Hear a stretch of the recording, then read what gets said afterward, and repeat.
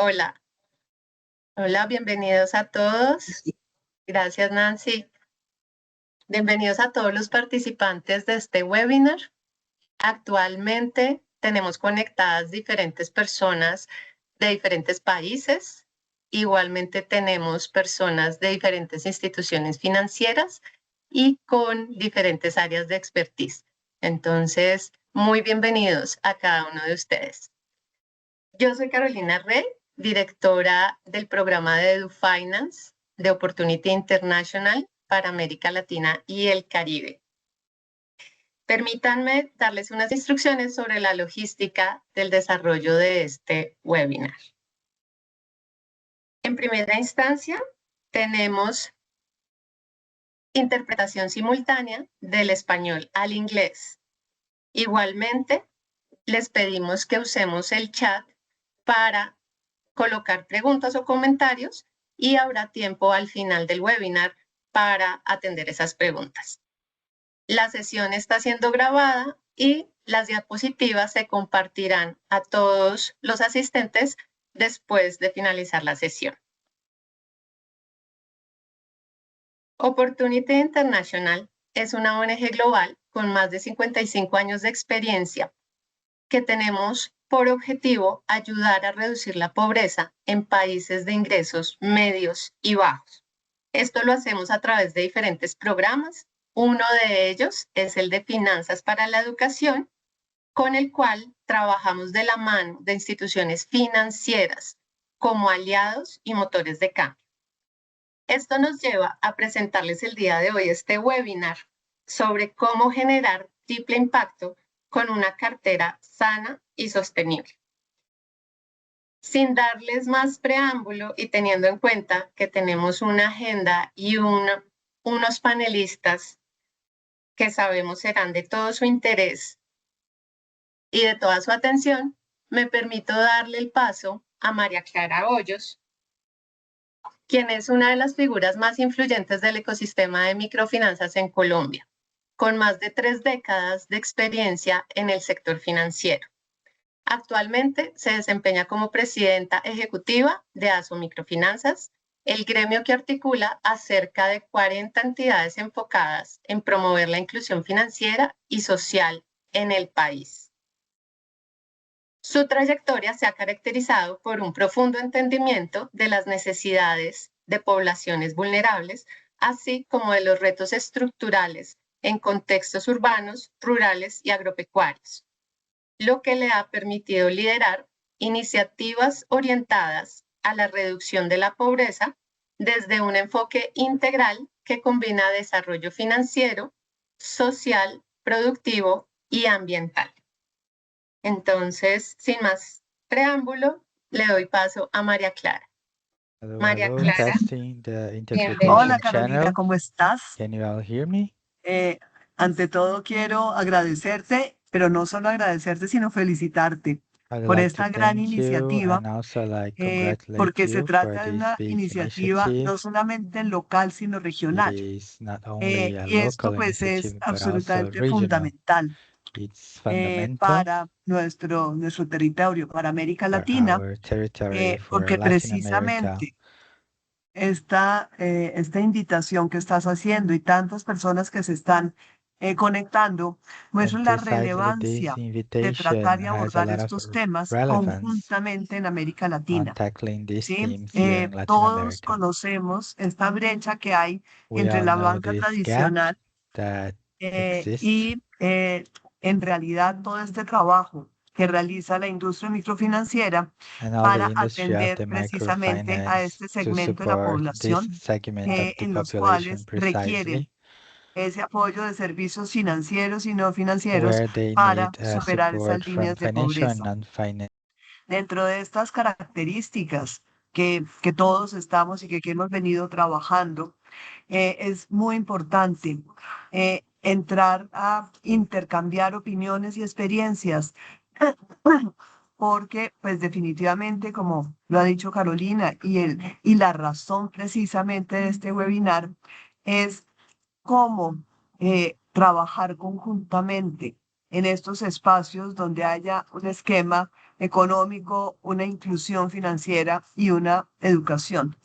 Y dentro de esto es importante pues, resaltar que en este proceso de atención a esta población, que es precisamente todos los que estamos aquí conectados, muchos otros que podrán ver precisamente esta presentación, nos muestra cómo en nuestros países en América Latina, una de las trampas de pobreza es no tener acceso a servicios financieros.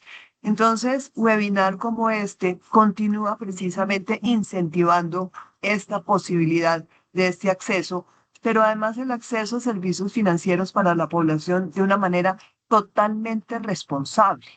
Es decir, no es simplemente colocar un crédito por colocarlo, sino incorporarle estos servicios no financieros en los cuales Opportunity tiene unas características y unos aportes fundamentales que deben ser así promulgados en América Latina. Dentro de esto, y una de las tareas fundamentales que debemos realizar en nuestros países es colocar a la microempresa como el eje central. Hablemos que esta microempresa es ese negocio productivo que nace en muchos casos como un negocio de subsistencia, pero cómo hay que hacer una colocación de cartera responsable en este sector, incluyéndole capacitación para el negocio y la educación financiera.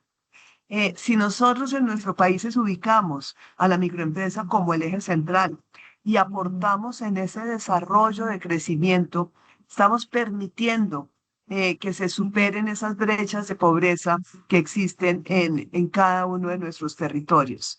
Entonces, la gran invitación es que continuemos todos trabajando por América Latina, que espacios como este que están promoviendo en este momento apoya para que experiencias tanto exitosas como experiencias negativas que estamos teniendo en cada uno de nuestros países permita precisamente aprender, porque todos tenemos esa función social de apoyar el crecimiento y la superación de pobreza en todas estas barreras. ¿Qué es importante? Hacemos una función en las microfinanzas de atender a esta población de la base de la pirámide, estos micronegocios que van creciendo, donde hay una diferencia que todos conocemos entre la banca tradicional y esta banca relacional. Pero esta banca relacional no se puede quedar estática. Esta banca relacional que atiende a esta población tiene que ir creciendo en temas fundamentales, como es, por ejemplo, la inteligencia artificial, de manera que logremos reducción de costos para poder llegar a mucha más población. En esos temas y en las microfinanzas, con el apoyo de la Unión Europea, venimos avanzando precisamente en estas características de desarrollar unos proyectos inclusivos precisamente para que a través de la inteligencia artificial, sin dejar a un lado que el eje central tiene que seguir siendo la microempresa en todos sus aspectos. Esta microempresa que tiene que ir creciendo y también tenemos que ser conscientes que en la medida que crece, hay que entregársela a otros actores que seguramente van a estar ofreciéndoles nuevas alternativas, nuevos apoyos. Entonces, por eso es importantísimo escenarios como este para apoyar en toda América Latina estos desarrollos. Y dentro de esto, sobresalir y resaltar la función tan importante que tienen los gremios, y en este caso, pues gremios como Asomicrofinanzas, que es un poco diferente a gremios que hay en otros países, porque en Asomicrofinanzas no solamente están las microfinancieras, las cooperativas, sino que también tenemos los bancos de nichos, compañías de financiamiento y la banca tradicional. Es un ecosistema donde cada uno tiene expectativas distintas, sin embargo, colocando a la microempresa en ese eje central, sabemos que podemos aportar en esa superación de la pobreza y en un acompañamiento hacia los micronegocios para que, de acuerdo con sus propias expectativas, vayan creciendo. Entonces, quería nuevamente agradecer a Carolina. Esta es una introducción corta para dar entrada a este webinar tan importante, donde resaltamos precisamente la importancia de América Latina, esta situación que tenemos, y cómo podemos aportar reduciendo esa brecha entre la banca tradicional y las microfinanzas, donde el eje central siempre será la microempresa, los micronegocios, los negocios por cuenta propia, y cómo la educación financiera aporta precisamente en tener unas finanzas responsables.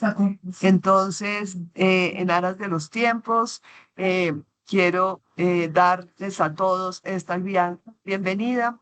Cualquier información que requieran, temas adicionales, aquí estamos listos para poderlos compartir. Y felicitaciones, Carolina, veo mucha gente conectada, y eso muestra el gran éxito de esta iniciativa tuya a través de Opportunity. Gracias, María Clara. Gracias por esta introducción, por tus palabras y participar en el webinar. Dando continuidad a nuestra agenda, continuamos con nuestro primer panelista, Jorge Enrique Caputo, economista líder del estudio de mercado de financiamiento de la educación en Colombia, del Centro Nacional de Consultoría. Jorge Enrique es economista de la Universidad Nacional y magíster en economía de la Universidad de los Andes.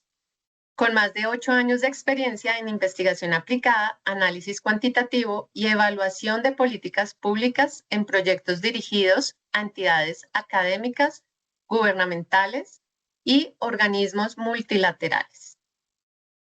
El Centro Nacional de Consultoría, con más de 45 años de trayectoria, se ha consolidado como una de las firmas más reconocidas y confiables del país en investigación social y de mercados.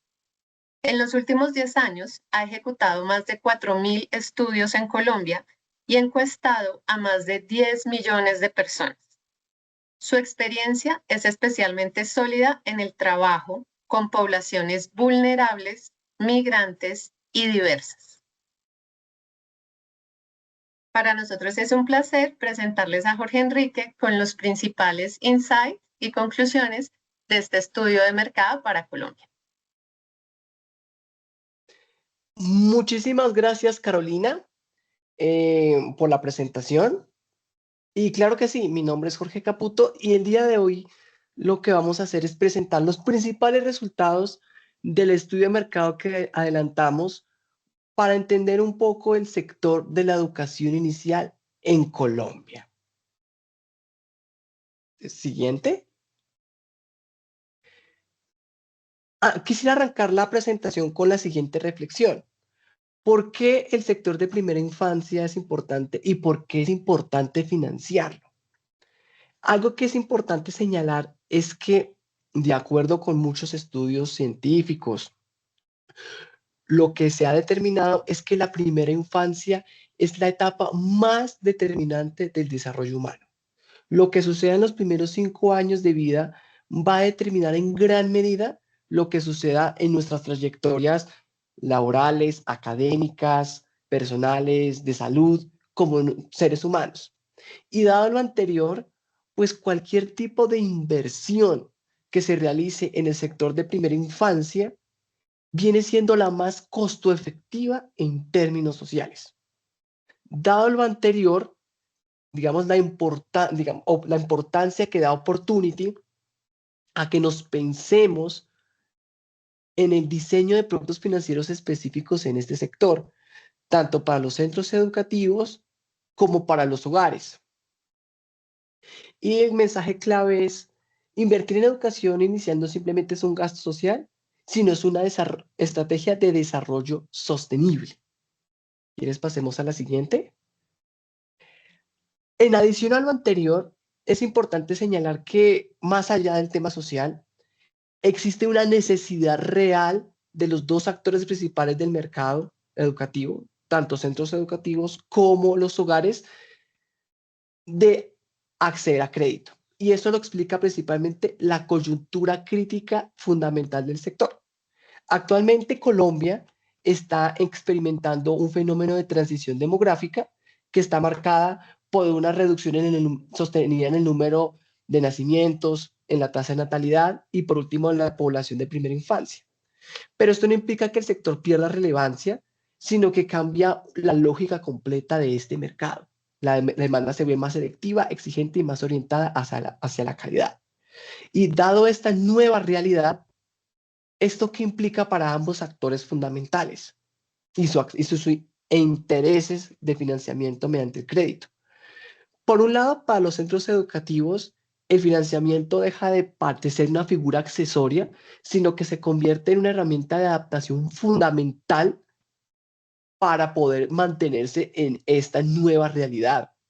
Permite invertir en infraestructura, propuesta pedagógica, posicionamiento y sostenibilidad operativa.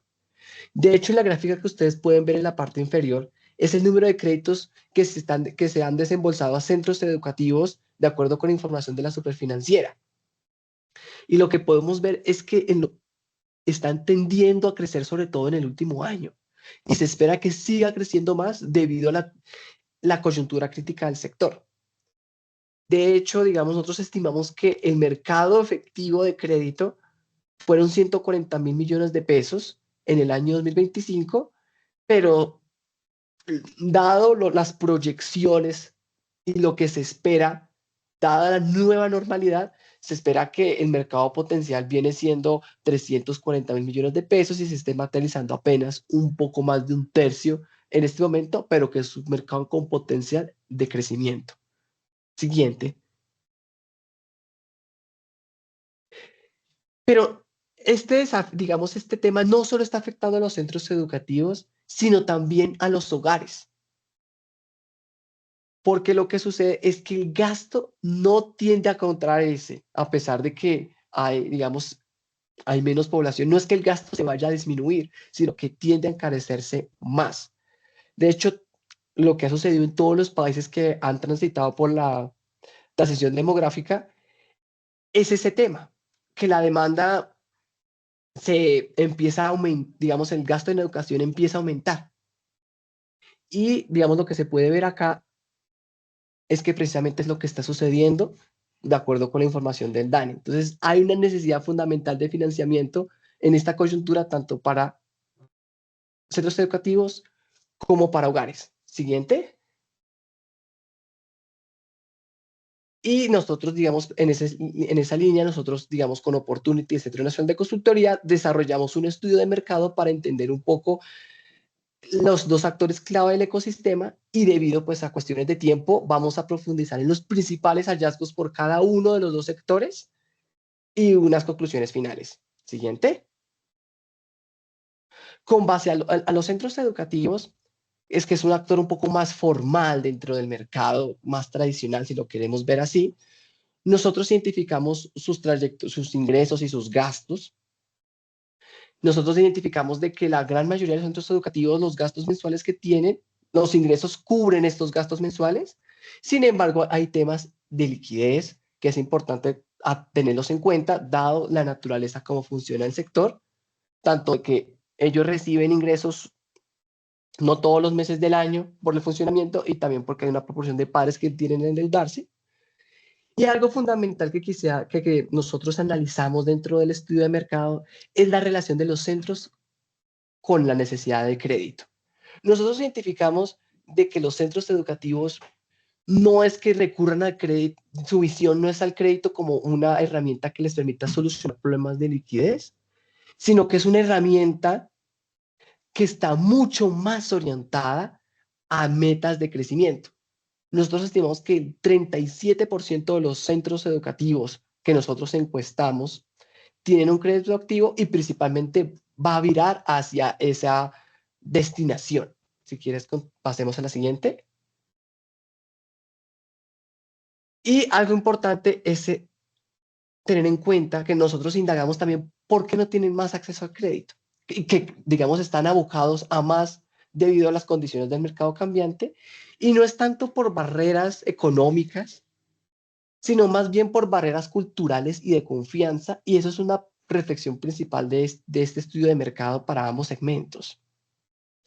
Hay, digamos, una oportunidad, porque las barreras son precisamente más fáciles de solucionar, hacer barreras culturales y de confianza y de información, hacer sobre todo barreras económicas de acceso.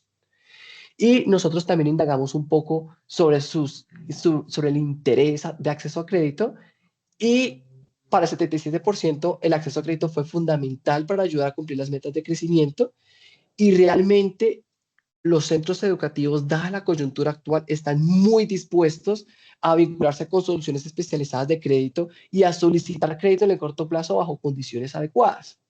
En adición, pues los centros educativos, el tema del crédito informal es muy poco común, y lo que nosotros vemos sobre las condiciones generales de crédito, pues son más alineados con productos más tradicionales de crédito, montos fijos, pagos en línea, y digamos, el tema fundamental acá es tener en cuenta, además de las condiciones específicas del crédito, sino el tema de la confianza y el tema de la facilidad de trámites, y el tema de entender un poco el sector, la coyuntura en el que se está moviendo. Eso es un poco con respecto a los centros educativos. Y ahora quisiéramos continuar con los hogares. Nosotros nos enfocamos principalmente en hogares migrantes para este estudio de mercado, dado que experimentan mayores restricciones al momento de acceder al sistema financiero.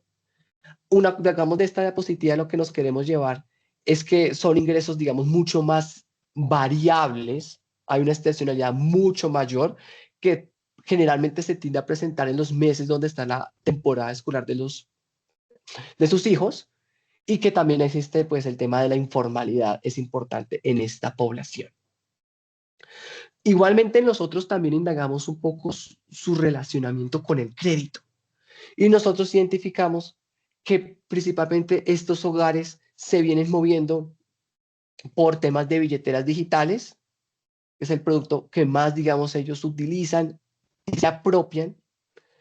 Y acá también el crédito informal pues tiene un papel mucho más importante. De hecho, cerca de más de un tercio de la población o ha experimentado o actualmente tiene un crédito informal, la cual, digamos, pone desafíos y pone una oportunidad de que, digamos, existe el interés, pero el interés no está siendo satisfecho por productos tradicionales, sino que los hogares tienen que recurrir al crédito informal como alternativa. Y otra cuestión importante que quisiera resaltar es que la baja inclusión financiera en general no es que simplemente sea por barreras económicas o de acceso, sino también por temas de autoexclusión derivada de percepciones erróneas sobre aceptación social. Y que simplemente cualquier intervenciones sencillas en este punto estimulan de manera muy importante esta corrección, digamos, de esa autoexclusión, digamos, la intención de tanto asistir, digamos, de vincularse con una entidad financiera y de abrir productos financieros y de utilizarlos, y que sea una cuestión persistente en el tiempo. Y un poco también ahondando en las condiciones particulares del crédito, nosotros identificamos que las principales necesidades de esta población no viene siendo tanto la matrícula, porque generalmente en Colombia, en las entidades, la matrícula está cubierta, digamos, los hogares no pagan nada, se asisten a una institución oficial, pero son esos gastos conexos de permanencia que son fundamentales, temas de alimentación, temas de transporte, útiles escolares,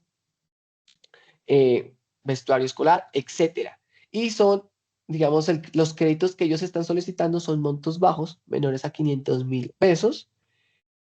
Y es importante señalarlo de que, digamos, las necesidades de este tipo de segmento son de bajo monto, con plazos cortos, digitalizados. Y algo relevante que quisiera resaltar acá es que existe un alto potencial de formalización y fidelización. Un banco o una entidad financiera que produzca un producto adecuado puede convertirse en la primera experiencia financiera positiva de estos hogares, creando lealtad a largo plazo, y también el tema del voz a voz va a, digamos, que permita generar una mayor reputación y de marca. Y pues pasando, digamos, rápidamente a las conclusiones, algo, digamos, que nos quisiéramos llevar de este estudio de mercado es que el mercado de primera infancia, en temas de financiamiento de la educación de primera infancia, no necesita ser creado, sino necesita ser entendido y atendido con soluciones financieras diseñadas a su realidad, teniendo en cuenta que estamos en una coyuntura crítica fundamental del sector. Entonces nosotros vemos una alta demanda potencial en hogares y centros educativos, pero con baja penetración de productos financieros para sus necesidades y su realidad. La demanda existe, simplemente que está mal canalizada. Los actores no es que estén rechazando el crédito, no es que no les interese, sino que no encuentran productos disponibles que se ajusten a su realidad. Y existen importantes barreras de demanda y oferta en cuanto a temas de información y culturales, además de pues, temas económicos, pero algo que digamos se puede solucionar desde el inicio del diseño de los productos es ese tema, que hay un potencial enorme de crecimiento allí. Y además, como vimos, el crédito puede cumplir un rol estructural en este sector para sostener la demanda educativa, mejorar la calidad y garantizar la permanencia, tanto de los centros como de los estudiantes que asisten a ellos. Y es una oportunidad clara para el sistema financiero. Es un mercado en potencial de crecimiento por las necesidades que tienen ambos tipos de actores, al menos en países como Colombia. Fidelización temprana, porque sobre todo en el segmento de hogares no existe relacionamiento previo. Y como nosotros vimos, invertir en primera infancia tiene una fuertísima alineación con objetivos de impacto social. Y con eso quisiera terminar mi intervención detallando los principales resultados resultados clave del estudio de mercado para Colombia, aunque también, digamos, si quieren conocer en detalle, a profundidad cada uno de estos aspectos, pues también estamos, digamos, en disposición de exponerles con mayor profundidad. Mil gracias, Jorge. Pues efectivamente, como lo dices, el estudio de mercado es mucho más rico, tiene muchísimo más contenido e insights y por lo tanto las entidades financieras que estén interesadas, con mucho gusto podemos hacer y atenderlos en sesiones individuales y ahondar un poco más en los hallazgos de este estudio.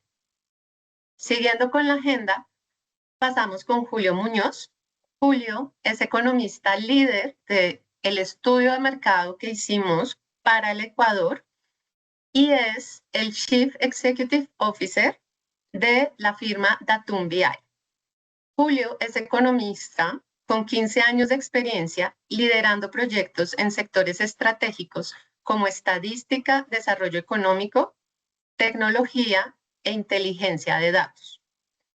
Ha dirigido iniciativas de alto impacto en la gestión pública y privada, incluyendo grandes operativos de campo como censos nacionales, encuestas especializadas, procesos de transformación digital y estudios de mercado.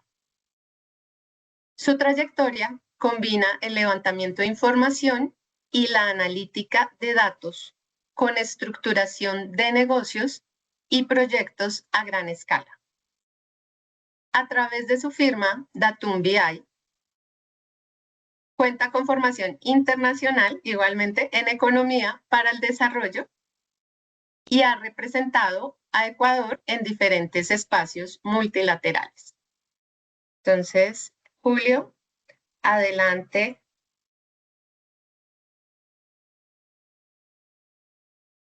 Hola, hola, ¿me escuchan? Hola, te estamos escuchando, pero creo que no tenemos tu video todavía. No, creo que... Ahí, ¿está bien? Ya, perfecto. Ok. Muchísimas gracias, Caro. Primero, felicitar a Opportunity Internacional por esta organización. Creo que es fundamental compartir buenas prácticas, el poder ver cómo están los mercados, hacer una comparativa entre Colombia y Ecuador. Creo que definitivamente hay temas que compartimos y eso puede ayudar a las instituciones financieras a generar productos específicos, pero sobre todo a mejorar las condiciones de la población migrante que están con hijos en primera infancia. Creo que Jorge profundizó muy conceptualmente la importancia de la primera infancia, no solo en el Ecuador, sino en toda la región, definitivamente. Tenemos que apoyar al desarrollo, tenemos que apoyar a disminuir la desnutrición crónica infantil y todos esos determinantes que efectivizan que un niño se desarrolle plenamente e integralmente, ¿no? Y para eso es fundamental también herramientas financieras que apoyen y coadyuven a poder conseguir estos resultados de una inclusión educativa de esta población objetivo. Con esta pequeña introducción quisiera empezar, si podemos volver a la lámina anterior, por favor. Ok, creo que es fundamental entender que hay mercado. Además de las necesidades y además de la importancia desde la política pública, desde el desarrollo social, también creo que es importante esto trasladarlo a que existe un mercado. Más o menos hemos estimado que el mercado de la primera infancia ronda más o menos $100 millones en Ecuador, el mercado potencial. Vemos que específicamente el tema de centros educativos, aquí esta es una proyección que hemos hecho muy cauta. No están, por ejemplo, todo el tema de guarderías, que más o menos en el Ecuador hay alrededor de 4.000 guarderías. Aquí están solo centros educativos que tienen educación inicial y vemos que ya existe un mercado cercano a los $31 millones. Si nos vamos al gasto en educación, especialmente ya vemos un producto más B2C.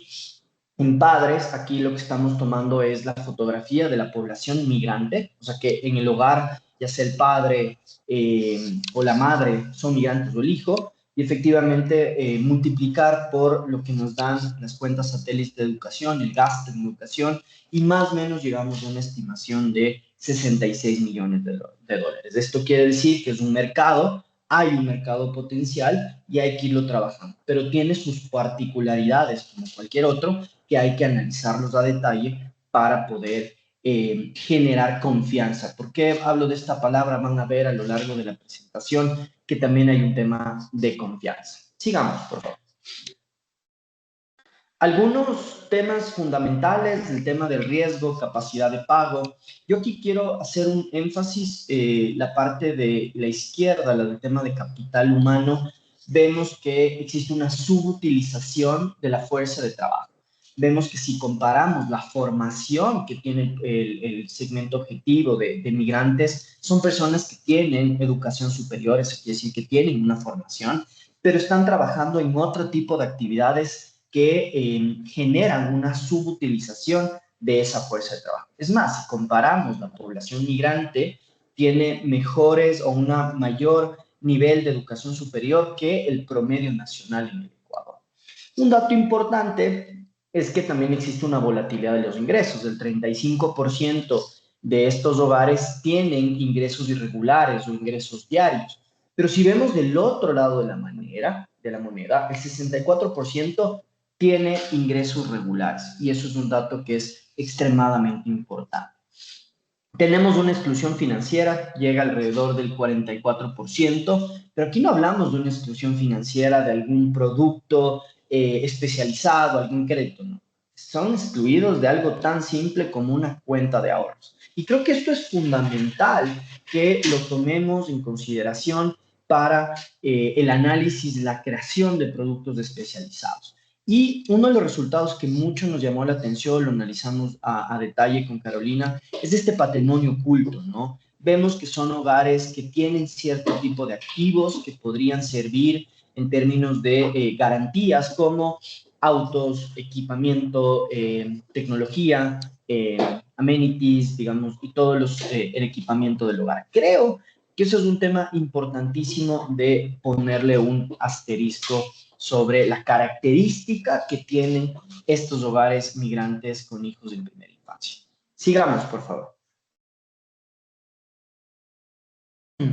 Ahora vamos un poco a esas barreras. ¿Por qué las personas efectivamente no están accediendo a crédito? Es natural, un 32,5% no accede por un scoring fallido. Si vemos y analizamos a las personas de la misma manera que analizamos a cualquier otro segmento poblacional, obviamente va a haber una restricción como tal, pero yo me quiero enfocar, eso es como lo obvio del estudio, pero vamos un poquito más abajo, ¿no?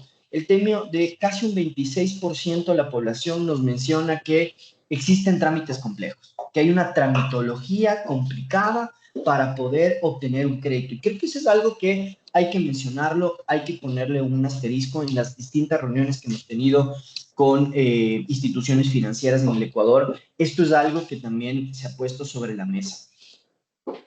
Y el 17% cree que las tasas son percibidas como altas, ¿ok? Volvamos uno, por favor. ¿Ok?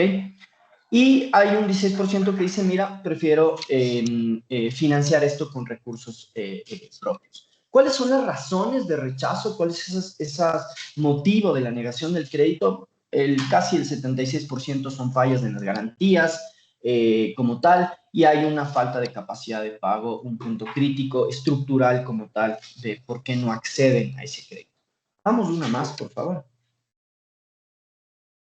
Pero aquí vamos a entender un poquito de desmitificar ciertos temas. Y creo que esto es sumamente importante. Primero, el 64,7% de esta población tiene ingresos mensuales, tiene ingresos estables de alguna manera. No decimos que están en la formalidad, están generando ingresos estables. Pueden estar en unidades económicas informales, pero tienen ingresos formales. Y algo que es importantísimo, el 24,5% de estos hogares se están financiando actualmente con el Chulco. El Chulco, que es una institución ilegal como tal, pero para estas familias es el único mecanismo para poder acceder a recursos, para poder financiar la educación de sus hijos, está captando esta población. ¿Y a qué tasas? 20% mensual. Eso quiere decir que anualmente una persona, estos hogares están pagando el 240%. ¿Hay capacidad de pago? Por supuesto. Efectivamente, el Chulco tiene otras formas de cobrar donde la gente está totalmente obligada a pagar del Chulco.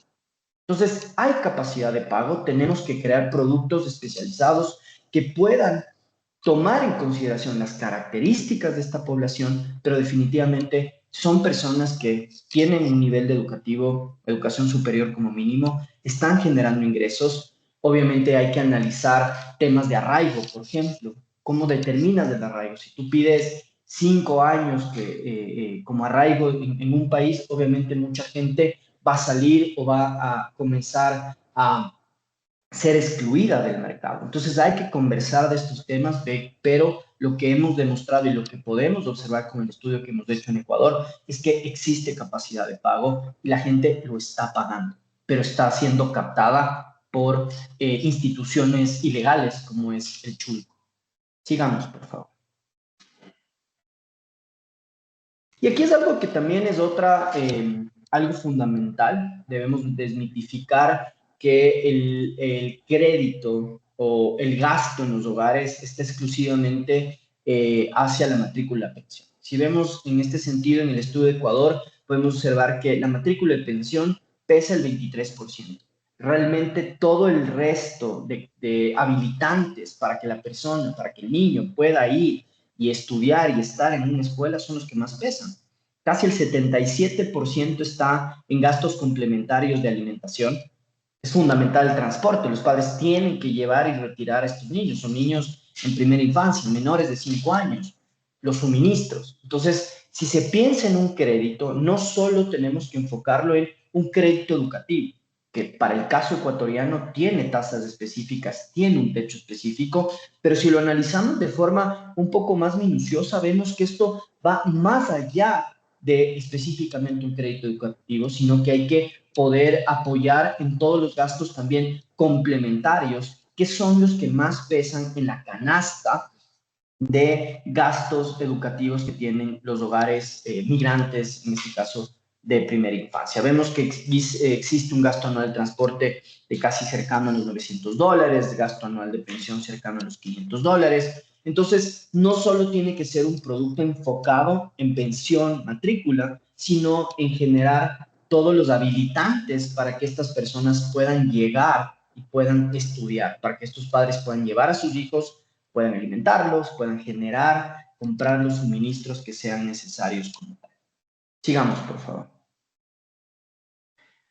Ahorita en cambio, entramos a la etapa ya de los centros educativos, ¿no? Entramos a esta otra parte, esta otra gran dimensión del estudio que fue analizar a mayor detalle los centros educativos. Y aquí vemos que el 62%, primero, el análisis que hicimos que son negocios ya como un tiempo, todos pasan ese valle de la muerte, que en el Ecuador es un emprendimiento que más o menos dura 2 años. La gran mayoría están en promedio entre los 5 y 10 años de estos centros educativos, o sea, son negocios más consolidados, negocios más maduros, que eso es importante también tomarlo en consideración. El 62% de estos negocios nos dicen, tengo interés en un crédito, hay una necesidad y tienen claramente en qué quieren invertir ese crédito, ¿no? Potenciar la infraestructura escolar, potenciar la tecnología y equipamiento, mejorar su capital de trabajo y algunos también se enfocan en créditos verdes. ¿Por qué? Porque ellos saben que al mejorar infraestructura, tecnología, equipamiento, también la regulación, el marco regulatorio ecuatoriano les permite mejorar o cobrar un poco adicional por estas mejoras que estás haciendo. Entonces, para ellos dicen, oye, ¿cómo mejoro mis ingresos? Debo invertir en mi infraestructura como tal. Pero ¿dónde están los cuellos de botella? ¿Dónde hay una fricción? Las garantías, ¿no? Ahí es donde efectivamente se cae casi todos, porque este tipo de créditos le solicitan garantías hipotecarias y realmente deja por fuera a mucha parte de la población que quisiera acceder a un crédito, pero puede ser una combinación de garantías personales. Hay que ver la forma de cómo flexibilizar esto para que se puedan otorgar créditos en general a este tipo de negocios. Sigamos, por favor. ¿Cuáles son las barreras para expandir estos negocios? Y creo que aquí es algo que es extremadamente importante, es la falta de financiamiento, hay una competencia fuerte, ¿no? Estos son los desafíos que tienen estos establecimientos para crecer y ellos están determinando, oye, yo necesito financiarme para poder seguir creciendo, ¿no? Hay una competencia fuerte y hay un tema que es importante, que eso está atado a los ciclos económicos, a cómo va la economía ecuatoriana, y es que un 22% te dice, oye, los padres no pueden pagar. Hay un tema de una cartera por cobrar importante, pero definitivamente el 46%, la primera barrera o desafío que ellos están viendo para el crecimiento es la falta de financiamiento. Pero aquí hay un tema que es súper interesante, que es, ¿por qué no accedo al crédito?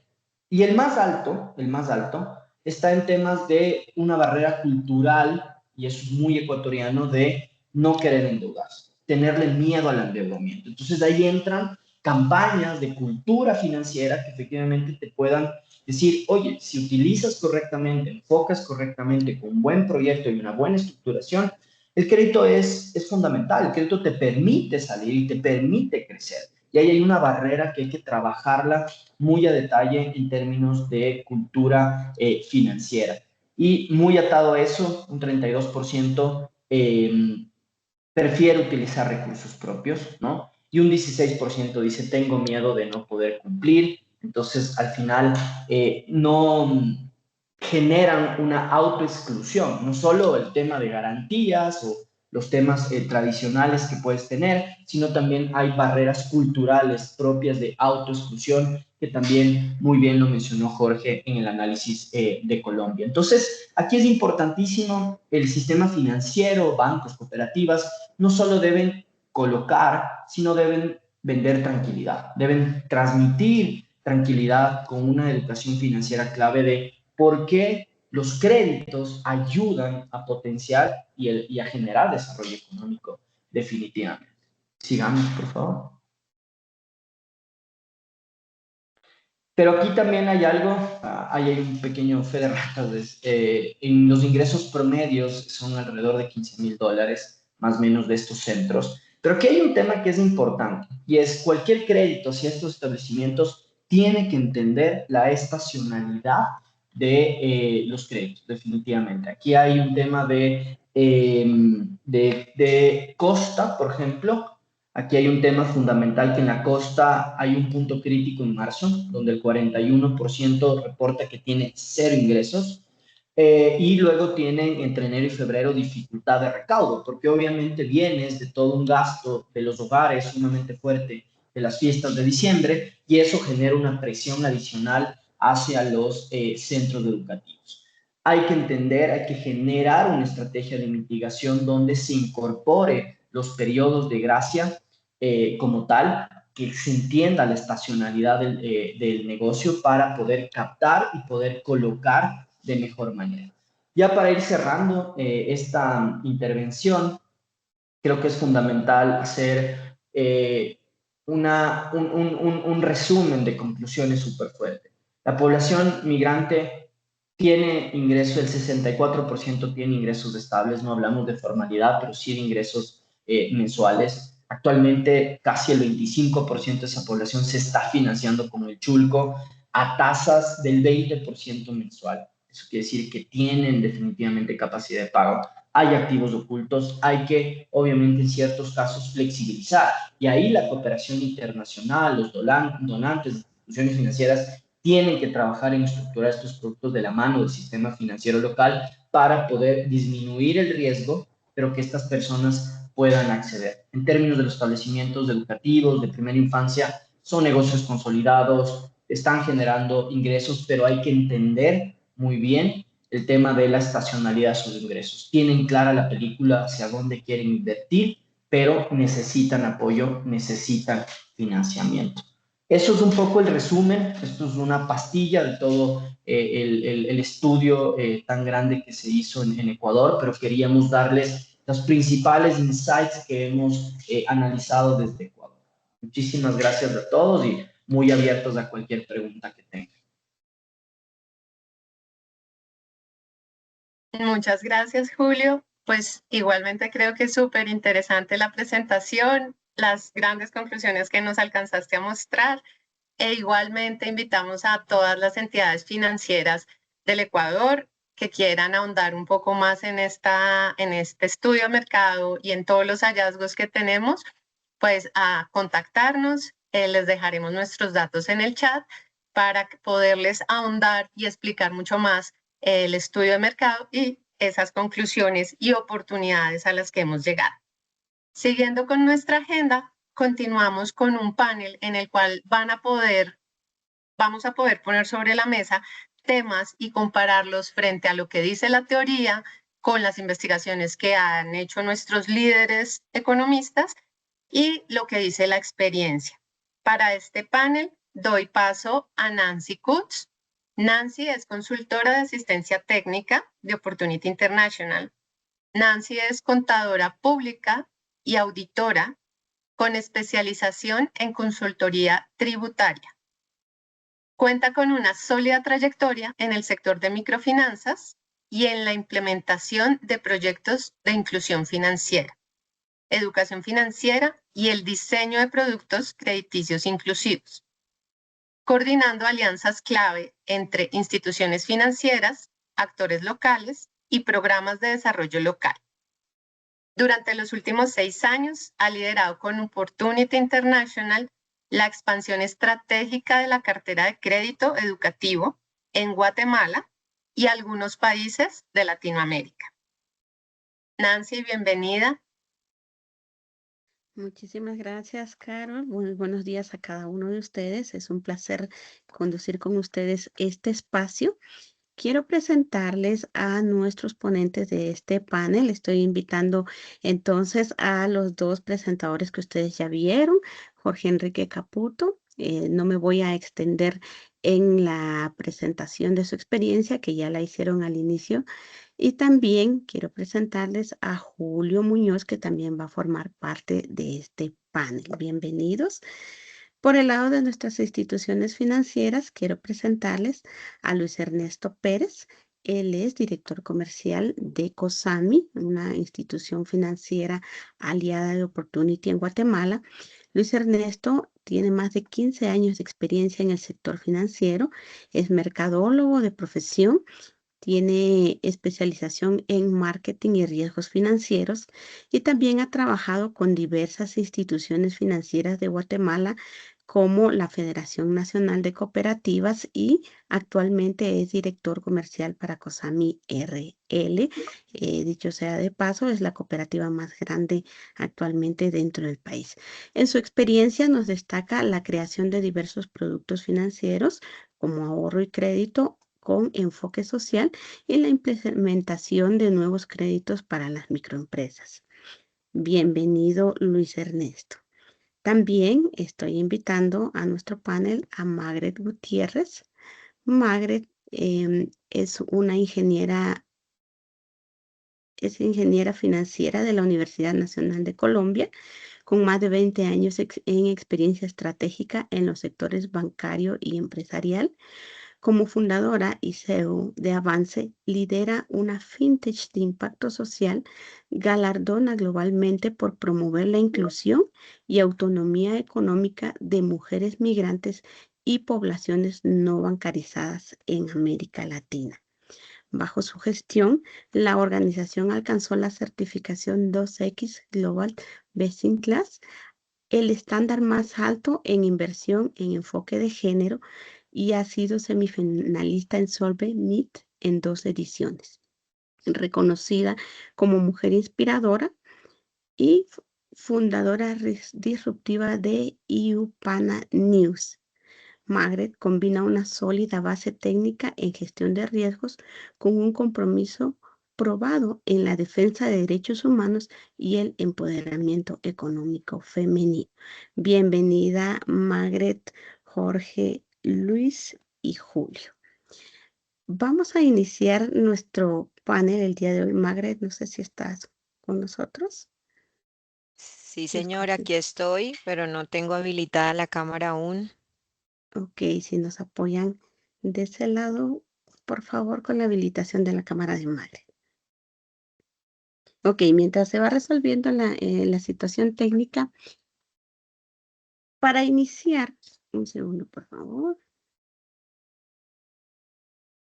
Para iniciar algunas reglas de nuestro panel, vamos a estar recorriendo en torno a algunas preguntas y queremos, para hacer el uso eficiente del tiempo de todos, dar un espacio de respuesta estimado de unos 5 minutos. Bueno, yo sé que hay mucho que conversar, pero les agradecemos a nuestros panelistas ser concretos y breves en la respuesta. Muy bien. Sabemos que el primer paso siempre marca el rumbo y sabemos que cuando hablamos de inclusión e impacto social es inevitable pensar en la rentabilidad y frecuentemente se encuentran obstáculos en torno a esto. Esta primera pregunta queremos dirigirla a Margaret y Luis Ernesto. ¿Cuáles fueron las principales barreras iniciales que encontraron ustedes a nivel de percepción de riesgo, quizá también culturalmente dentro de la organización? ¿Y cómo llevaron a cabo el proceso de transformación interna que de pronto implicó validar nuevos modelos de scoring y de evaluación de la capacidad de pago? Además, ¿cuál fue el detonante que permitió la toma de decisión institucional para adoptar un proyecto de inclusión financiera, en el caso de Margaret, de financiamiento del sector migrante, y en el caso de Luis Ernesto, de financiamiento educativo? ¿Con quién empezamos? Margaret, adelante. Muchísimas gracias, Nancy. No se ha podido solucionar lo de la cámara, pero voy a empezar a conversar. Por favor. Avance nace como una fintech que trabaja en el acompañamiento de desarrollos de proyectos de inclusión financiera para ONGs y gobiernos en Latinoamérica. Nosotros, pues básicamente nacimos, crecimos y nos formulamos desde la raíz del conocimiento de la migración de una manera muy personal. Yo soy colombiana retornada y además nací en la frontera entre Colombia y Venezuela. Eso me ha hecho conocer de primera mano toda la situación que se ha vivido en términos de migración, no solamente de los venezolanos a Colombia, sino de hace muchos años de la migración que hubo y que siempre ha permanecido entre los dos países. Básicamente, de esos 3 millones de venezolanos regularizados que se encuentran hoy día trabajando en Colombia y con una convicción de permanencia, pues nos dimos cuenta que no solamente el proceso era falente en programas de acceso a productos financieros de ahorro y que definitivamente el sector financiero tradicional en Colombia se estaba olvidando un poco de esa trayectoria que traían los migrantes al llegar aquí a nuestro país. Esto también nos pasaba a los colombianos retornados. Nosotros llegábamos a Colombia nuevamente y pareciera que para las entidades financieras tradicionales todavía teníamos 18 años y olvidaban un poco esa experiencia que traíamos de otros países. Nuestra fintech entonces empieza a trabajar en programas de inclusión financiera que definitivamente han desembocado en una joya de corona y es dar la posibilidad de poder hacer que las personas que cuentan con documentos, las personas migrantes regularizadas en nuestro país, no solamente puedan tener acceso a productos financieros, sino que también puedan estar acompañados de programas de educación y alistamiento financiero. Previo a la posibilidad de acceder a líneas de nanocréditos y microcréditos para apoyarlos en los desarrollos de emprendimiento. De cada 4 personas migrantes que llegan a Colombia, 3 tienen convicción de permanencia y además 3 también tienen convicción de autoempleados. Por tanto, es necesario apoyarlos en programas de emprendimiento que fortalezcan la posibilidad de que se eduquen, que tengan acceso y además que puedan tener la posibilidad de financiarse.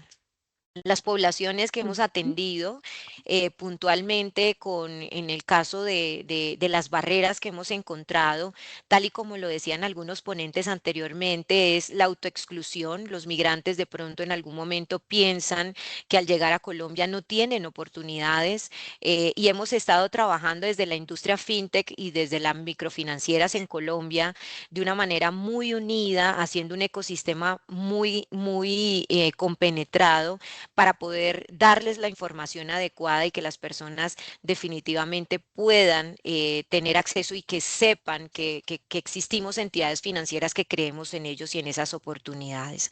Así que las barreras que hemos estado rompiendo o bajando y trabajando es uno, unirnos en ecosistema como entidades financieras. Digamos que la unión entre las entidades hacen que todos nos compenetremos y nos enfoquemos en una misma misión de la mano de las ONGs, de la mano de los gobiernos, de la mano de las entidades financieras, sobre todo de las fintech y las microfinancieras que creemos en este mercado. Y lo segundo es empezar a acompañar a todas estas personas en la educación y en el alistamiento financiero previo para que conozcan cómo funciona el país, cuáles son sus responsabilidades y también cuáles son sus derechos aquí para acompañarles en su proceso de crecimiento. Ok, muchísimas gracias, Margaret, por tu respuesta. Luis Ernesto, te cedemos el espacio. Muchas gracias, Nancy. Buenos días para todos. Qué gusto poder estar con ustedes el día de hoy. Realmente para nosotros como COSAMI, cuando iniciamos en este proyecto de poder financiar al segmento educativo, era un momento complejo porque justo acabábamos de pasar la pandemia de COVID, entonces estábamos en un momento donde realmente financiar este segmento nadie quería hacerlo. Realmente para ninguna institución era un segmento atractivo.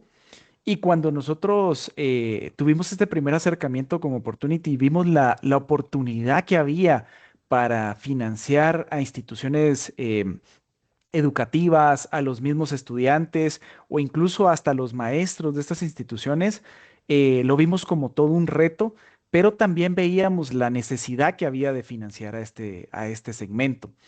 Al inicio fue complicado porque también los mismos dueños de instituciones educativas, nosotros les ofrecíamos el financiamiento y lo primero que nos decían es, ¿para qué? Porque en ese momento no había una mentalidad empresarial. Realmente en ese momento las instituciones estaban en un proceso más de supervivencia porque estaban en un modelo híbrido entre virtual y presencial, apenas recuperando un poco lo presencial. Entonces fue un momento bastante complejo.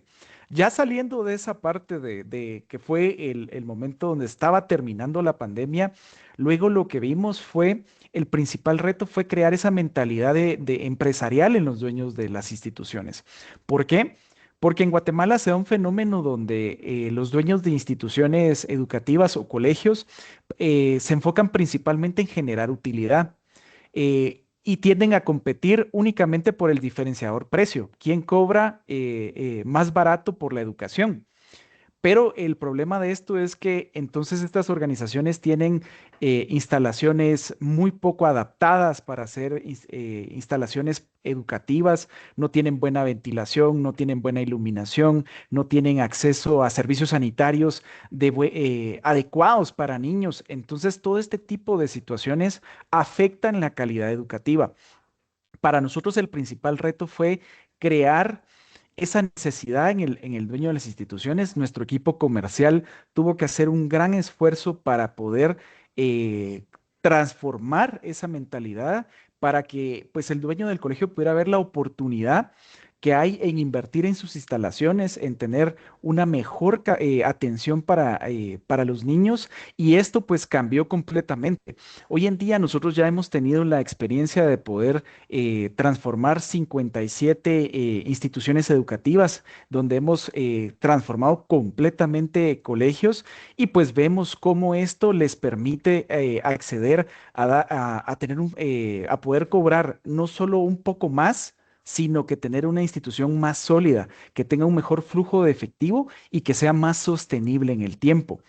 Porque anteriormente eso sí era uno de los riesgos principales que nos tocaba afrontar, que era la misma morosidad que tienen los niños dentro de las instituciones, porque no podían cumplir con sus pagos o en algún momento tenían algún retraso, y el flujo de efectivo de estas instituciones era muy apretado. Entonces habían meses donde, pues, sinceramente vivían al límite. Vi a alguno de los ponentes que mencionaba cómo el flujo de efectivo es un reto para estas instituciones, y nosotros nos ha tocado vivir y adaptar ese modelo a saber que al inicio puede estar en una situación un poco apretada, pero con respecto a las inversiones y a la mejora en sus instalaciones, cómo puede ir transformando su modelo empresarial para tener una mejor rentabilidad y poder tener una institución que sea más sostenible en el tiempo. Muchas gracias, Nancy. Muchas gracias. Gracias, Luis Ernesto, por compartir estos elementos. Quisiera ahora pedirle su opinión a Julio por la reciente presentación que nos hiciste. Si identificas alguna barrera clave a nivel del mercado o de pronto de las instituciones financieras para atender sectores vulnerables como en este caso la educación, ¿no? Adelante, Julio. No, muchísimas gracias por el espacio. Creo que de acuerdo a la presentación que hicimos, vemos algunas barreras definitivamente para poder acceder. Creo que también es ir generando confianza desde todos los sectores, o sea, desde los migrantes hacia las instituciones financieras, pero también de las instituciones financieras hacia este grupo en particular. Y creo que ese es un trabajo que hay que hacerlo con mucho tino, pero definitivamente se debe realizar. Yo creo que en ese sentido va a haber barreras definitivas de si planteamos el mismo tipo de garantías, los mismos tipos de colaterales que para ciertos créditos en el Ecuador llegan al 140% de lo que estás pidiendo. Obviamente va a haber restricciones extremadamente fuertes. Hay que ver qué tipo de colaterales se pueden pedir, los temas de arraigo que se trabaja muchísimo. Obviamente si personas ya están 3 años aquí, puedes demostrar que tienes ingresos no solo diarios, sino ingresos mensuales, que tienes ciertos bienes o patrimonio oculto que puedes colateralizar. Eso puede ir definitivamente navegando, pero hay un tema de riesgo definitivamente, hay unos techos de tasas de interés que definitivamente hay que tratarlo. El Ecuador tiene techos de tasas de interés y eso normalmente frena, porque obviamente puede haber personas que necesiten compensar ese riesgo con una mayor tasa. Al generar y al tener el techo, eso hace también una autoexclusión. Entonces también hay un tema estructural del mercado financiero ecuatoriano de que al tener este control en las tasas de interés genera el efecto contrario que la política pública está buscando, que en vez de incluir, en muchos casos excluye a poblaciones que, pudiendo tener un mayor riesgo y por ende una tasa un poco mayor, pueda acceder. Vemos que estas personas están accediendo a crédito, no de instituciones formales, pero estamos viendo que casi una cuarta parte, el 25%, accede al chulco pagando 20% mensual.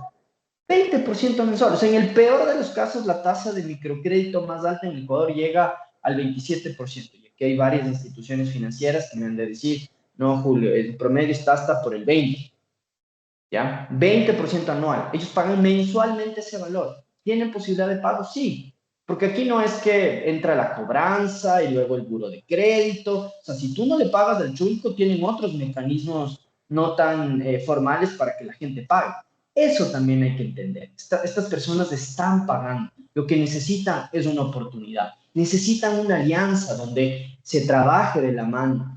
La cooperación internacional, las instituciones financieras locales, entender que son una población objetivo que obviamente también están siendo subutilizados en su fuerza de trabajo. Entonces, creo que todos estos elementos hay que ponerlos sobre la mesa, hay que ir, para mí, desmitificando muchos de estos aspectos, pero también poniendo números y diciendo, oye, tienen capacidad de pago. Obviamente hay que analizar caso por caso, pero si ya en la generalidad se puede trabajar de la mano para poder flexibilizar en cierta manera la parte de colaterales, ayudar y generar confianza de que esto puede servir, que pueden pagar esos créditos, creo que puede ser un boost muy importante. El mercado existe, el mercado está. La primera infancia casi son 100 millones de dólares. Hay que ver cómo se llega, cómo se trabaja, cómo se generan estas alianzas para poder disminuir el riesgo y que estas personas puedan estar incluidas en el sistema financiero legal y formal. Muchas gracias, Julio. Voy a avanzar un poco más y en esta ocasión dirijo la pregunta a Jorge.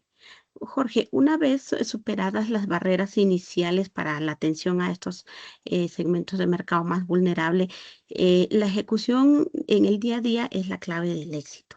El éxito de estos modelos suele requerir ir más allá de una simple colocación de crédito. Yo creo que ya han mencionado varios elementos durante las intervenciones, pero en tu opinión, Jorge, ¿qué nos está diciendo realmente el mercado sobre las necesidades y los beneficios que esperan de las entidades financieras? Muchísimas gracias, Nancy. Yo lo que, digamos, desde la percepción del estudio de mercado, lo que te podría decir es que el mercado no es que esté pidiendo productos completamente nuevos, sino que es simplemente reconocer y diseñar productos financieros, rediseñar productos financieros existentes para el contexto en el cual están operando ambos tipos de actores, tanto los hogares como los centros educativos. Y, por ejemplo, en términos de necesidades, al menos en el caso colombiano, lo que nos dice la evidencia del estudio de mercado es que, digamos, en temas, es que van a recurrir mucho más a esta figura precisamente por coyuntura crítica. Digamos, porque para los centros educativos resulta fundamental en clave de poder adaptarse y en los hogares en clave de poder resolver dificultades o restricciones de liquidez de gastos, sobre todo conexos. Y en términos de beneficios esperados, de lo que se espera, yo podría destacar tres cosas de manera rápida. La primera de ellas, claro, se menciona el tema de las tasas, pero lógicamente, como bien decía Julio, siempre en los estudios de mercado se señala el tema, digamos, por parte de los actores que la tasa es un factor fundamental, pero uno ve y termina pagando tasas mucho más altas al sector informal. Entonces, más allá del tema de la tasa de interés, es también el tema de la confianza. Yo creo que ese es uno de los principales mensajes que deberían quedar en este webinar, y es que existe una baja confianza de los actores hacia el sistema financiero y es importante desmantelarlo, reducir, digamos, atacar este tema para lograr, digamos, una inserción mucho más efectiva. La confianza es fundamental y también otros temas que han hablado panelistas previamente, la facilidad y simplicidad en los trámites. En líneas generales, el mercado no es que simplemente busque un crédito barato, sino productos accesibles, confiables y fáciles de usar. Eso realmente, digamos, hacia dónde está orientado este tema. Listo, Ok. digamos, eso sería. Súper, muchas gracias Jorge por el aporte. Me regreso con Luis Ernesto y Margaret y nos gustaría consultarle cómo definieron su modelo de negocio y qué características específicas tiene su esquema o modelo de atención a las personas de manera que esto funcione efectivamente en estos sectores de los que estamos hablando. No estoy segura que Margaret esté disponible aún, Ya estoy aquí. entonces Ya estoy, adelante, Margaret, Nancy. por favor. Muchas Bienvenida, Margaret. gracias. Bueno, fíjate, nosotros el modelo de negocio realmente lo hemos trabajado bajo un modelo B2B2C. Nosotros trabajamos acompañados en programas específicos con poblaciones específicas desde los proyectos que manejan las ONGs. Digamos que desde nuestra fintech y desde nuestra percepción para poder atender millones de personas en un programa de inclusión financiera con enfoque social, primero debemos pensar en atender uno, ayudar y acompañar a la transformación de la vida de uno, para después pensar en las décimas, después en los cientos, después en los miles y que esos miles nos lleven a millones. Nosotros hemos creado nuestros productos desde la base del territorio. Conocemos muy bien qué es lo que pasa cuando se llegan a hacer programas de inclusión financiera en los territorios y empezamos a darnos cuenta lo que mencionaba en mi intervención anterior. No es solamente trabajar una línea de crédito pensando en colocar el recurso, porque aquí como entidad, como empresa, como lo decía mi compañero Luis hace un momento, con programas de desarrollo sostenible, porque hablar de impacto social no significa hablar con ánimos de pérdida, porque no podríamos generar mejores beneficios a las comunidades que siendo empresas costo eficientes, rentables, monetizables, que tienen una connotación de trabajo específico con una población específica. Entonces, definitivamente, el poder trabajar desde las dos verticales, mirando y cuidando la caja que tenemos para la colocación, eso nos deriva también el poder perfilar oportunidades con clientes o con oportunidades de poblaciones que realmente vivan unos procesos donde la educación financiera sea una prioridad, donde el alistamiento financiero sea una prioridad, donde la persona realmente esté en un proceso de desarrollo, de oportunidad en ese negocio que está emprendiendo o en esa oportunidad de trabajo que tiene. Para nosotros, el construir el producto desde el territorio nos ha enseñado que las poblaciones deben ser poblaciones conocidas. Las ONGs vienen haciendo unos trabajos importantísimos en programas de inclusión financiera y de emprendimientos en las poblaciones. Tienen muchos usuarios por atender y yo creería que el esfuerzo que hemos hecho trabajando con los programas de las ONGs nos ha hecho no solamente ser más responsables en la colocación del crédito, sino también responsable con quienes están colocando el recurso para que esos recursos sean renovables y podamos seguir impactando a mayor cantidad de personas. Y definitivamente esa sinergia con la entidad, con la ONG o con el gobierno, nos permite tener unas carteras mucho más limpias, unos usuarios mucho más conscientes y más responsables con esas obligaciones que nos permiten generar mayor impacto a muchas más poblaciones y que esos dineros definitivamente puedan ser renovables. Ese es como el aporte que puedo hacer en esta Ok. pregunta, Nancy. Gracias. Excelente, Margaret, muchísimas gracias. Luis Ernesto, quisiéramos pedirle que nos apoye con la misma pregunta hecha a Margaret, pero adicionalmente que nos comparta qué tan vital ha sido sumar programas integrales a la atención al segmento de mercado. De pronto, algunas alianzas, algunos stakeholders o algunos servicios conexos. Muchas gracias, Nancy. Pues iniciando, ¿cómo fue que seleccionamos nosotros al segmento que queríamos ir? Cuando nosotros iniciamos a trabajar con colegios, eh, pues lo primero que vimos es cómo, justo algo de lo que mencionaban los dos consultores sobre el acceso al crédito, nosotros pudimos detectar que los colegios más grandes en Guatemala pues tienen un acceso muy privilegiado a servicios financieros bancarios tradicionales. Entonces nosotros veíamos que no íbamos a poder competir contra tasas tan bajas que podía ofrecer un banco tradicional. Vimos una gran oportunidad de financiar a esos colegios que normalmente una banca tradicional no quería financiar porque son colegios muy pequeños y que trabajan en mucha informalidad. Y esto en un modelo bancario se clasifica puramente como riesgo. Poco control sobre los ingresos, poco control sobre todo su registro contable. Entonces nosotros tuvimos que apoyar inclusive a estos colegios a mejorar sus registros contables. Esto pues para poder identificar con claridad su capacidad de pago y poderles brindar un financiamiento que fuera adecuado hacia ellos.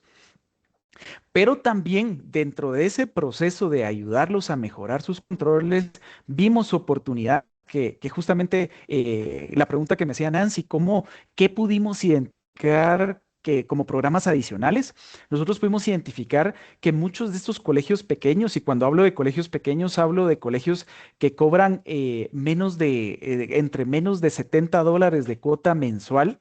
Vimos que estos colegios, pues algo que no tenían era un sistema de recaudo. Entonces nosotros tuvimos que apoyarles a desarrollar un sistema de recaudo que les permitiera poder cobrar con mayor orden sus cuotas mensuales de colegiatura y que con esto pudieran tener un mejor control sobre el presupuesto mensual que ellos tienen. Justo cómo clasifican el pago de sus planillas, cómo pagan todos sus servicios adicionales y que eso los ayudara a tener un mejor control. También dentro de este modelo hemos apoyado a crear cursos de educación financiera para ellos, para ayudarles y hacerles ver la necesidad que se tiene de mejorar tanto no solo ellos como institución, mejorar la forma en la que son cada vez más rentables y más sostenibles en el tiempo, sino que también el aprovechar y utilizar otro tipo de herramientas como la inteligencia artificial, que a veces son servicios que pueden obtener de forma gratuita y que les puedan ayudar a tener un mejor control sobre su organización. Toda esta parte ha sido un trabajo bastante fuerte con ellos porque muchas veces esa necesidad no la tienen muy latente. El transformar y decir, bueno, ahora voy a tener un mejor control sobre mi recaudo de cuotas, un mejor control sobre los atrasos que tienen los alumnos de mi colegio. Esa parte, pues, ha sido todo un trabajo de hacer conciencia de lo importante que es y cómo eso les ayuda a obtener un financiamiento más barato, un financiamiento mayor, donde puedan transformar sus organizaciones de ser un colegio muy pequeño que maneja menos de 100 alumnos. Ahora ya tenemos colegios que superan los 500 o 700 alumnos, y que esto les ha permitido el poder invertir en su organización, el poder invertir en su modelo de negocios y poder transformarlo desde la raíz, ¿verdad? Porque tuvimos que apoyar desde el dueño de la institución a cómo mejorar esa empresarialidad de su organización y también ayudarle a que transformar también su modelo educativo a ser un modelo de mayor calidad y tener un diferenciador que no solo sea el precio, que no solo sea el colegio que cobra más barato, sino que sea un colegio que da una educación integral y de calidad a un precio accesible. Creo que ese ha sido donde nos hemos enfocado y eso nos ha permitido llegar cada vez a más instituciones educativas. Muchas gracias, Nancy. Gracias, Luis Ernesto, por compartir. Me gustaría avanzar un poco más hablando sobre la estructura o la arquitectura del producto y en este entender quisiera consultar puntualmente a Magret qué elementos estructurales se deben tener en cuenta en las condiciones del producto que permita atender de forma rentable a las poblaciones específicas. Sabemos del modelo de evaluación sin historial crediticio que ustedes como avance han implementado. ¿Pudieras compartirnos algunos elementos?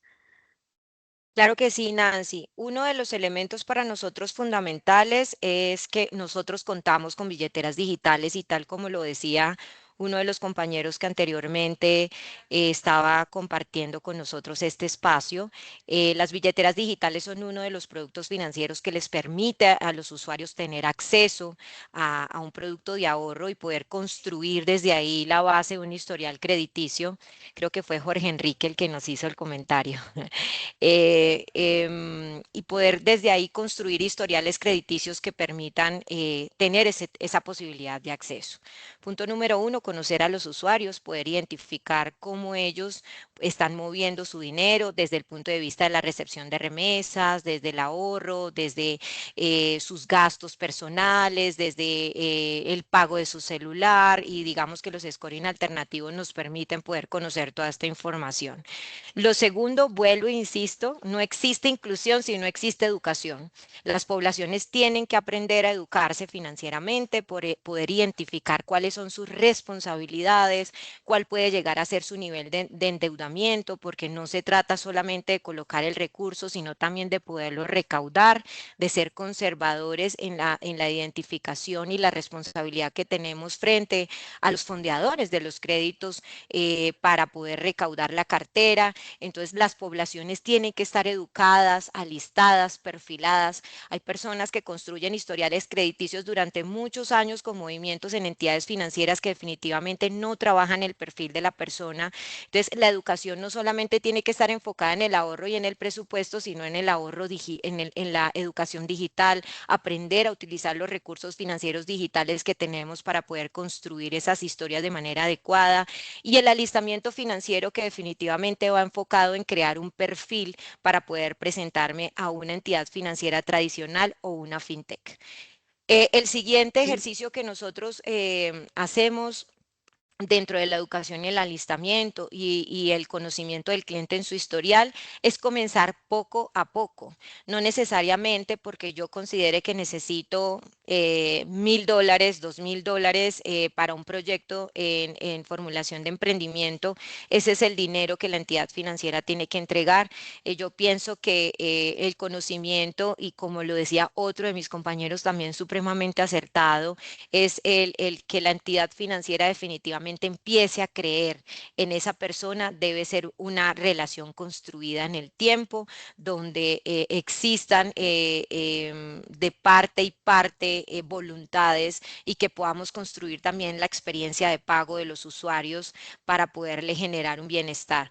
Fíjense que en el caso de Colombia nosotros tenemos reportes positivos o negativos frente a centrales de riesgo, y la idea no es hacer una acción con daño, sino hacer una oportunidad para el desarrollo sostenible de las poblaciones. Muchas gracias, Mayre. Miren, cuando conversamos de estos temas tan apasionantes, el tema avanza, el tiempo, perdón, avanza rapidísimo. Yo voy a ir empezando a cerrar. Tenemos ya algunas preguntas que han hecho del lado de los participantes. Me gustaría cerrar con una última pregunta antes de dar espacio a nuestro público. Y esta pregunta es para Luis Ernesto. Quisiera consultarle cuáles considera que son las lecciones aprendidas más valiosas, que resultan directamente replicables para otras entidades financieras que buscan iniciar operaciones atendiendo a sectores vulnerables o que generan mayor impacto social. Gracias, Nancy. Para nosotros, uno de los principales fue, y yo creo que eso es algo que hay que dejar muy claro cuando uno quiere construir un crédito con un enfoque más social, es qué tanta rentabilidad como organizaciones queremos generar.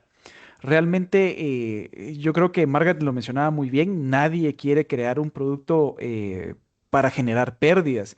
Pero en este caso, para nosotros como organización, lo vimos más como buscar una sostenibilidad más que una rentabilidad. Porque en este segmento, pues nosotros hemos visto ya su impacto en Guatemala cuando ya podemos ver colegios que realmente se han preocupado por construir un modelo de educación adaptado para dar una educación de calidad, una instalación que de verdad esté creada para dar educación, como les mencionaba al inicio, con un buen servicio, con buenos servicios sanitarios, con buena iluminación, buena ventilación, con instalaciones seguras para el cuidado de niños. Esto realmente genera un cambio en nuestra sociedad. Pero esto no es posible si desde el inicio hubiéramos iniciado pensando con un modelo que tenía que ser un punto de equilibrio en 2 años, y si no lo íbamos a descartar. Eso hubiera sido muy complejo. Hoy en día, para nosotros ya después de de básicamente 5 años de estar operando en este modelo, ya hemos construido una cartera de 3.3 millones de dólares, que nos llena de mucha satisfacción de que esto ya se ha convertido en poder apoyar a muchísimos niños que hoy tienen instalaciones adecuadas para poder educarse. Pero esto no lo vemos con una mentalidad de rentabilidad, lo vemos con una mentalidad de sostenibilidad, y esa sostenibilidad también la hemos visto con esa relación de confianza que hemos podido construir con los dueños de estas instituciones. Realmente para nosotros, a pesar de que era un segmento con, como bien se mencionaba, con cierto nivel de riesgo, hoy en día nuestra morosidad de 30 días de retraso no supera el 4% de morosidad. Eso también refleja que es una cartera sostenible, que ha sido una cartera que ha respondido muy bien al impulso que le hemos dado, y realmente para nosotros eso nos llena de muchísima satisfacción, porque desde el inicio lo vimos como un producto que debía de buscar sostenibilidad, no generar pérdida, pero tampoco una alta utilidad, porque las utilidades que genera este producto las transformamos en personal que lo impulse para poder cada vez llegar a más instituciones educativas, poder transformarlas en ese modelo. Y yo cerraría que también otro de los temas que nosotros vimos que se comete como error es que los primeros financiamientos cuentan mucho.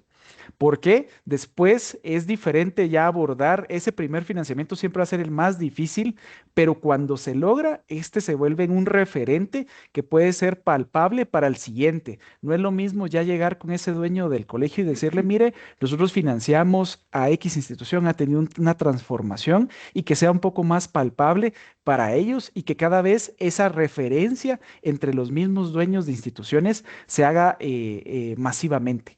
También nosotros participamos Ok. en diferentes agremiados instituciones educativas, donde nos da mucho gusto ver que ellos mismos cuentan la experiencia que han tenido con COSAMI y cómo nosotros les ayudamos a transformar su organización.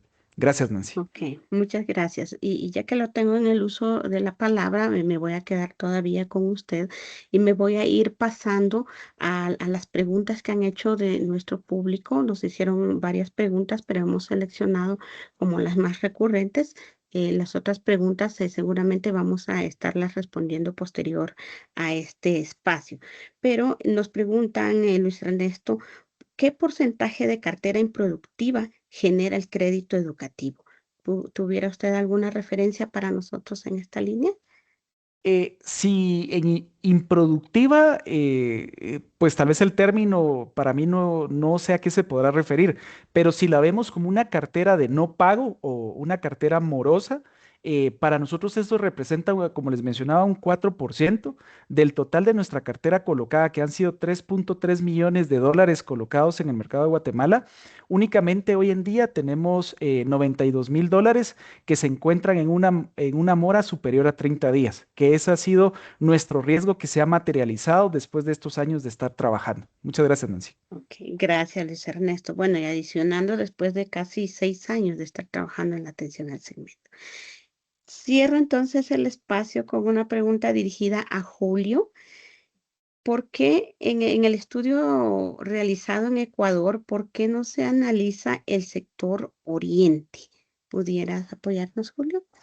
No, gracias Nancy, muchísimas gracias a la persona que nos hace esta pregunta. El estudio tuvo 3 dominios principales, tratamos de abarcar dominios urbanos y rurales en general, pero no pudimos llegar a enfocarnos específicamente en la Amazonía. Eso podrá quedar para una segunda intervención, definitivamente, para ya saber si efectivamente dentro de región del Ecuador, que es fundamental, se pueda generar estos indicadores. Hay fuentes secundarias en ciertas partes que nos podrían ayudar a tener ciertas luces, pero definitivamente un estudio específico para esta región, si así lo amerita toda la cartera que las cooperativas puedan manejar, es fundamental. Pero este estudio se hizo más en dominios más grandes para tener una visión general de cómo está el Ecuador en ese sentido. Muchísimas gracias a nuestros panelistas. Como les repito, quisiéramos ahondar mucho más en estos temas tan enriquecedores y apasionantes, pero nuestro tiempo hoy día es un poquito limitado. Entonces, quiero agradecerles a Jorge, Julio, Margaret y Luis Ernesto por compartir con nosotros este espacio, y yo me quedo con tres palabras escuchadas en este espacio. Primero, conocer nuestra realidad para poderla transformar. Segundo, la confianza. Y el tercero, la importancia de las alianzas. Muchísimas gracias a cada uno. Me devuelvo con Carolina.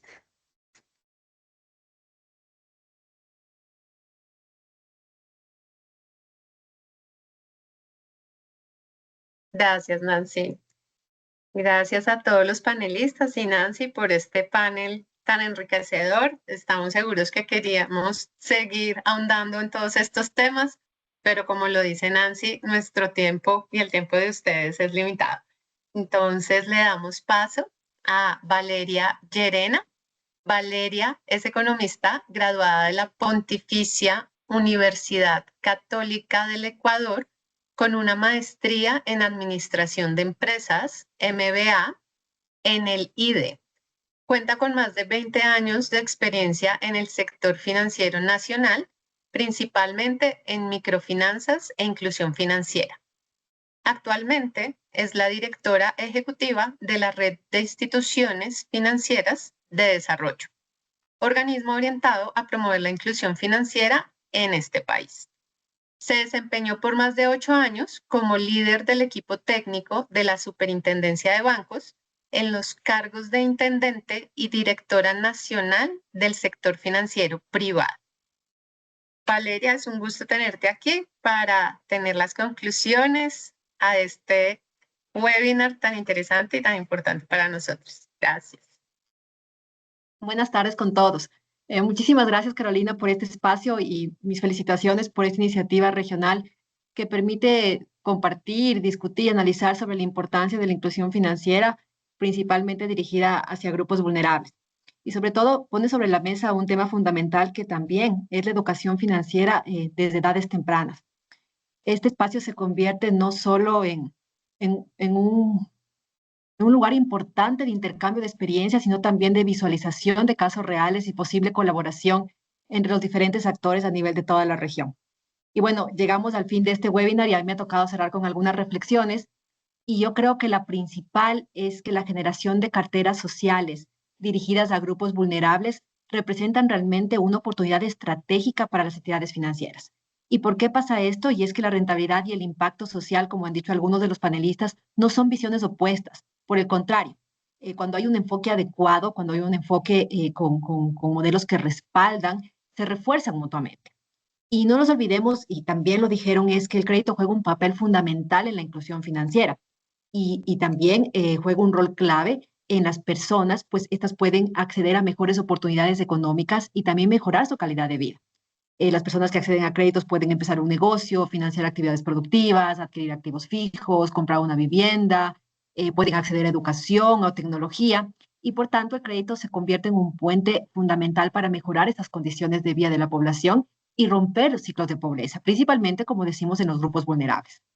Sin embargo, y ya lo han señalado, para atender a estos grupos no tradicionales es necesario ir más allá de los paradigmas de los créditos tradicionales. ¿Qué implica esto?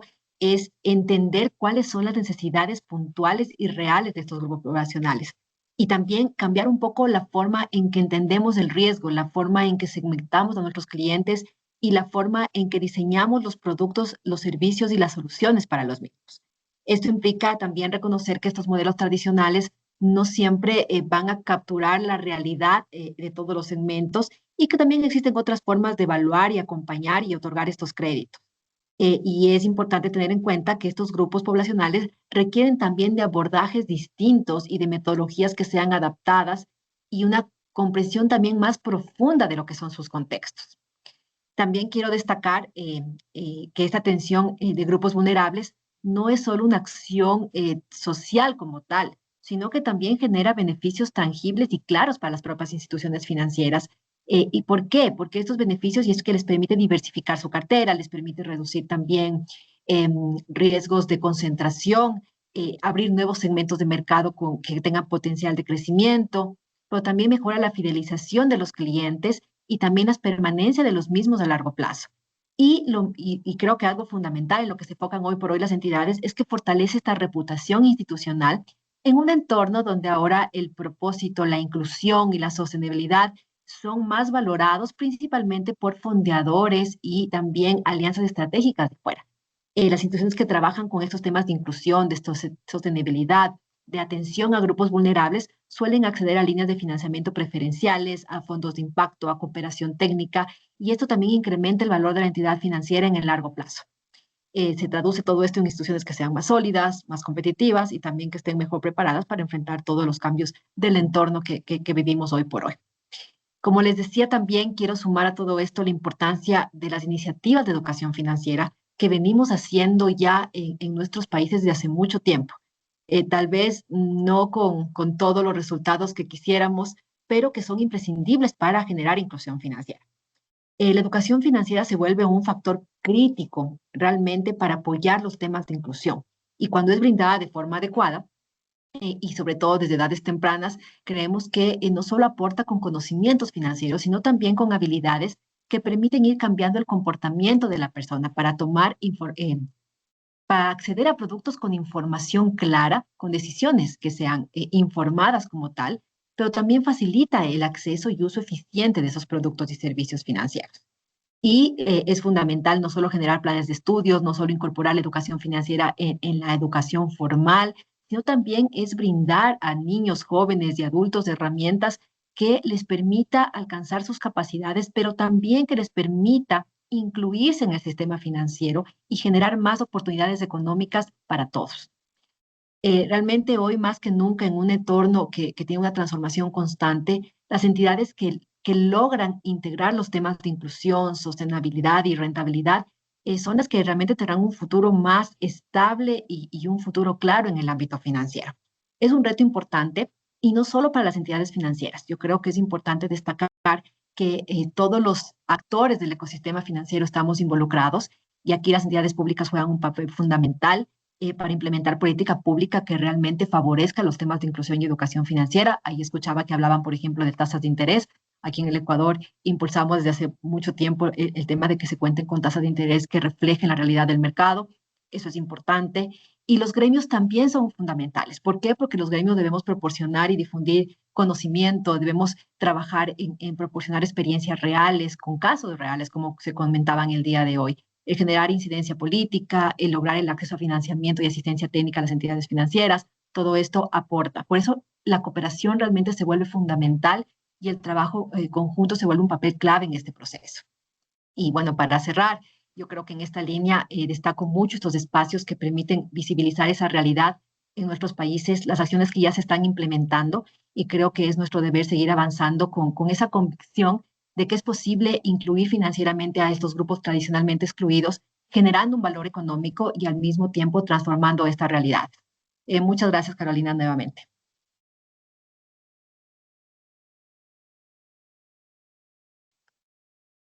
Mil gracias, Valeria, por tus apreciaciones y las conclusiones que evidentemente son muy valiosas y creo que resumen varios puntos de lo que vimos hoy y abordamos en el panel. Les damos las gracias a todos los participantes, todos los asistentes, a nuestros panelistas muy especialmente. Dejamos una pequeña encuesta que la están viendo en este momento en sus pantallas, con la cual solamente es responder esta pregunta y esperamos que este webinar haya llenado, como lo dice la pregunta, sus expectativas, haya creado interés y más allá de esto, que esto nos lleve a la acción, a implementar estas decisiones de poder abordar estas poblaciones vulnerables, creando carteras que llegan a ser sostenibles y rentables dentro de nuestras entidades financieras. Entonces, mil gracias a todos, gracias por su tiempo y les pedimos la respuesta sobre esta pregunta. Gracias.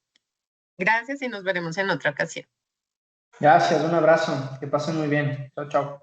Muchísimas gracias.